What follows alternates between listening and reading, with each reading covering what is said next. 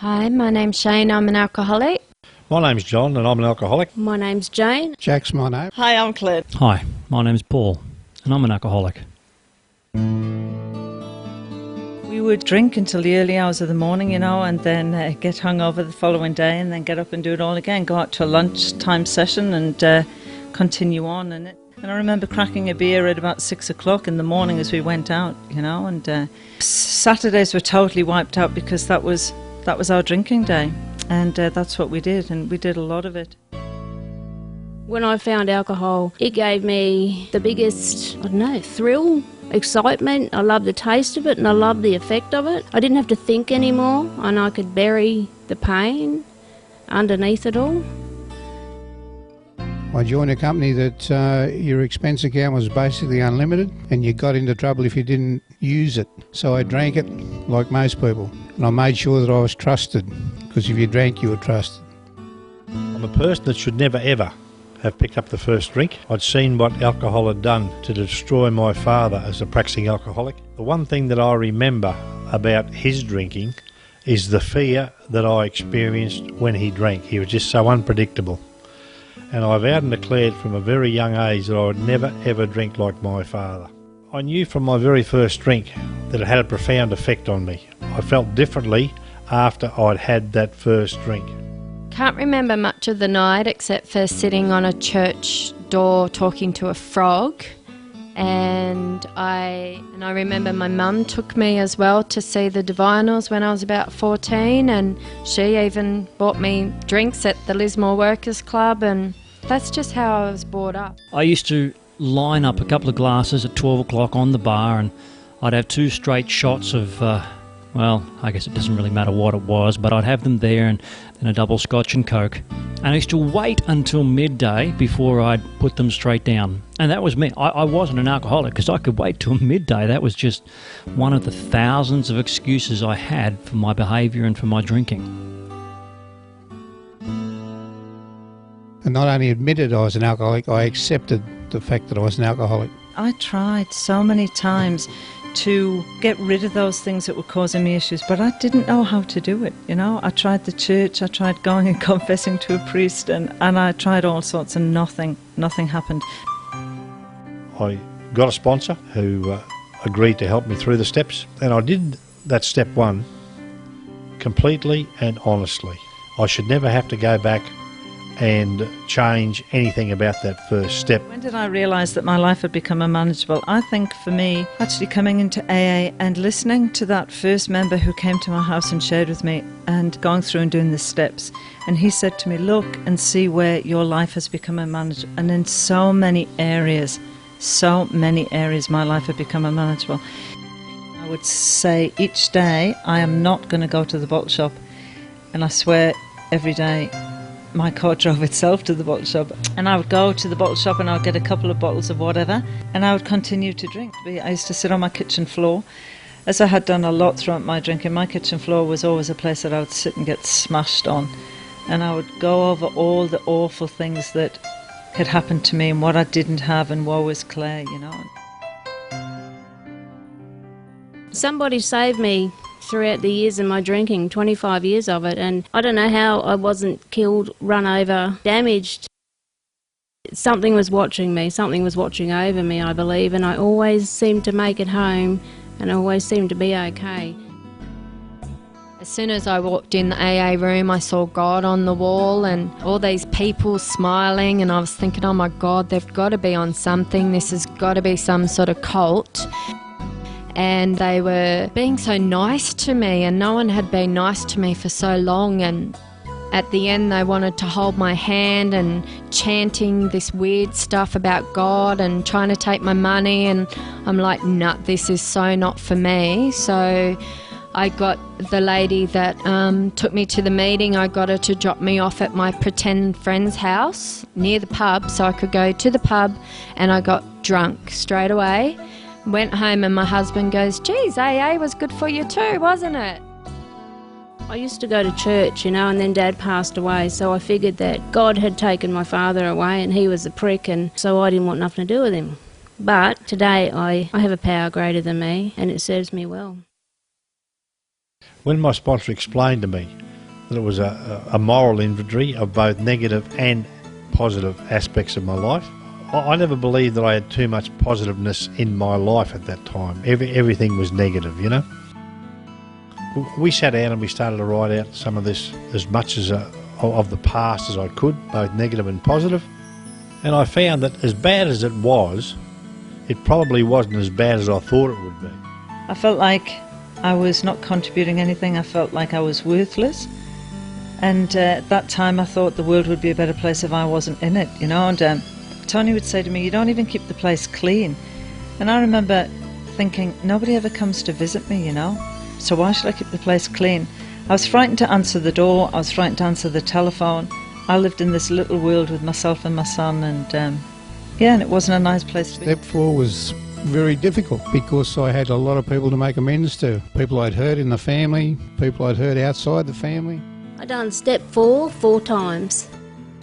The last time I did it, I finally understood what it meant, because I wasn't cleaning out all the nasties out of the cupboard. The last time I did it, it was a thorough job. Once I'd realised that I couldn't do this myself, then I began to accept the help. And it took me months to get through my list, to put it together. I didn't realise there was so much there. Tried doing it on my own for 6 weeks and I couldn't. I was just going even crazier. I need someone to help me.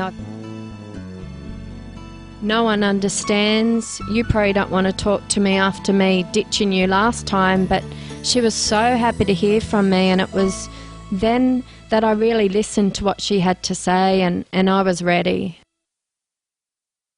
I was 100% committed to wanting to be sober and to live a new life, and I was ready to do anything.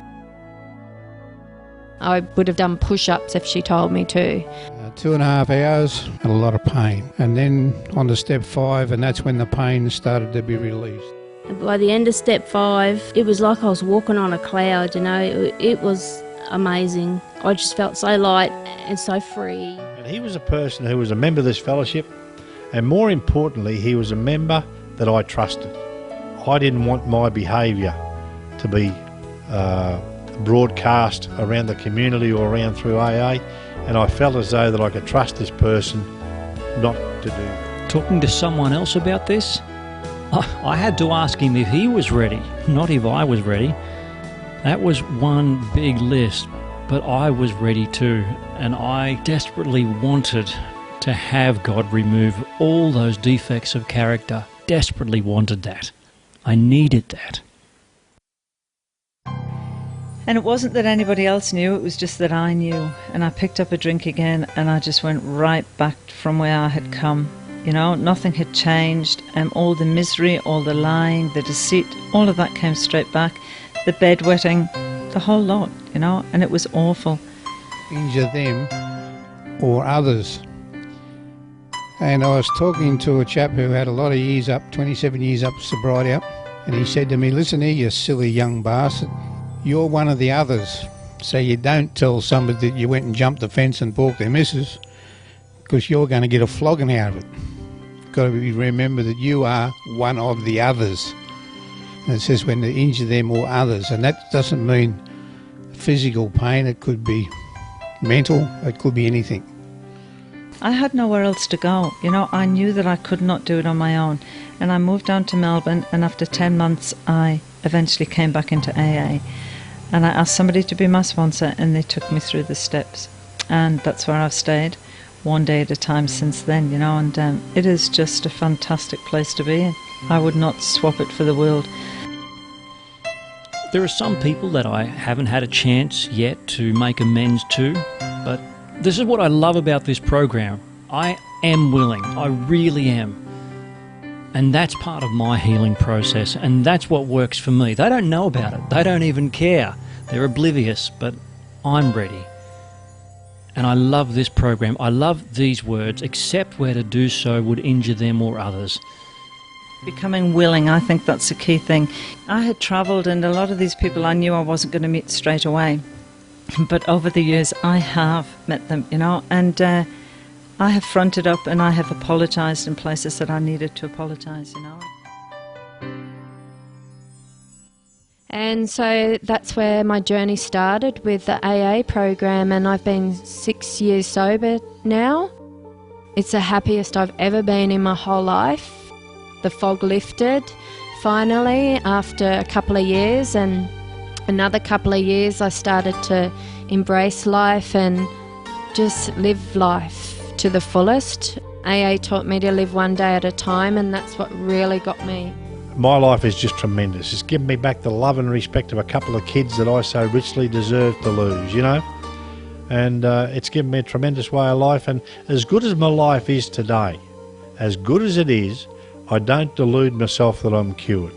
It's all still out there waiting for me for the price of one drink.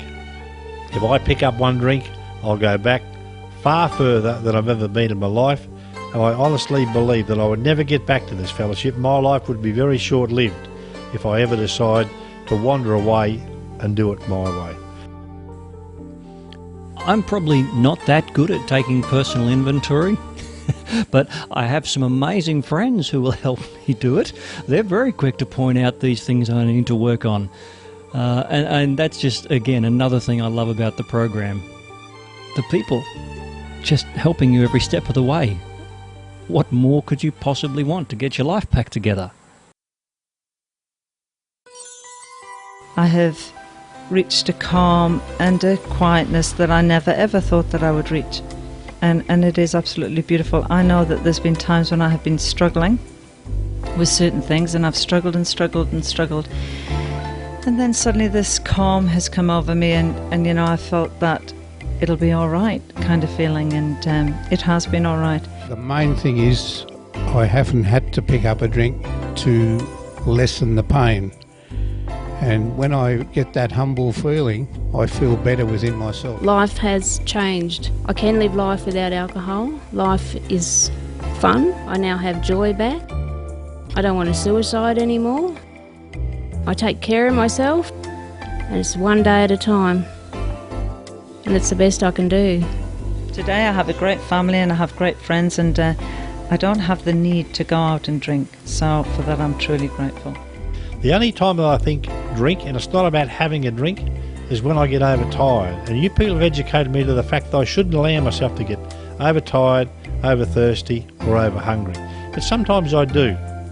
And if I get overtired, you know, I start to think, if you walk past a pub or a club or a dive and you get the waft of that stale booze that comes out of those places, you hear the clinking of the glasses and the murmur of those highly intelligent conversations. And I know that I'm in trouble when I'm in that frame of mind. So it's not rocket science. You people have educated me to the fact that I go home, have a lie down, regroup and start again. I don't really know how else to say it other than the fact that this program has saved my life. It's given me hope again. It's given me belief. It's given me happiness, friends. My family have come back into my life. Things are just happening now that are even better than I even dreamed were possible.